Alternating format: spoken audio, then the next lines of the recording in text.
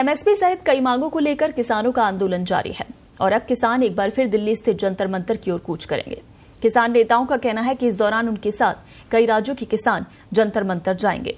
देश में जो लूट हो रही है उसको बचाने के लिए किसान लड़ाई लड़ रहा है।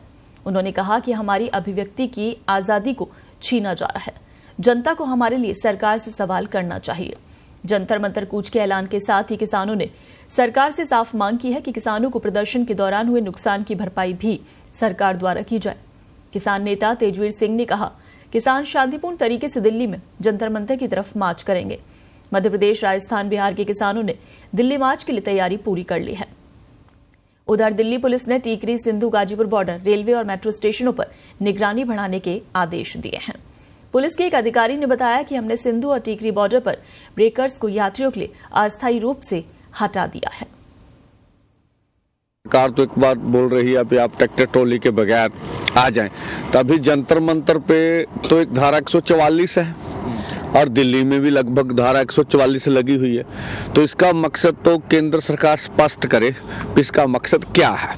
दूसरा, आज 23 दिन हो गया और इससे 5 दिन पहले से आपके लिए 28 दिन से पंजाब हरियाणा के बॉर्डर बंद कर रखे हैं। तो जो पंजाब की आर्थिकता का नुकसान हुआ है इसके लिए केंद्र जिम्मेवार है।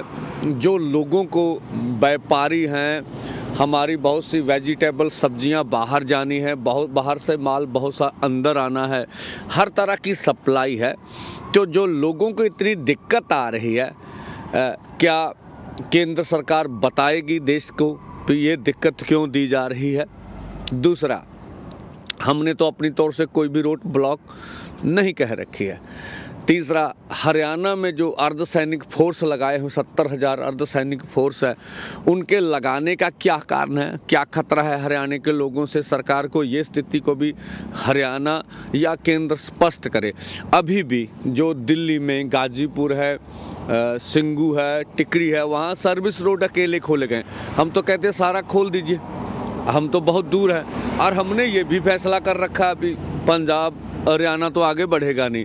तो जो दिल्ली के लोगों को समस्या आप दे रहे हैं, दिल्ली के व्यापारियों का नुकसान कर रहे हैं, वो नुकसान किस लिए कर रहे हैं इसका जवाब भी केंद्र को देना चाहिए।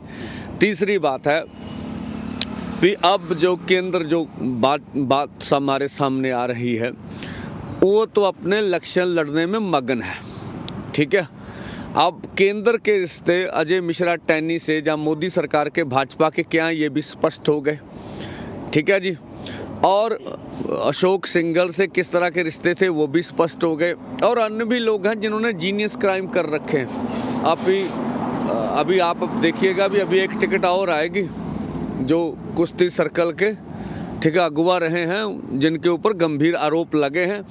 तो केंद्र तो किसी ना किसी ढंग से इलेक्शन जीतना जा रहा भाजपा और नैतिकता भूल चुके हैं। भी हम टिकट देने समय साफ सुथरे उम्मीदवार को चुनकर आगे लाएं।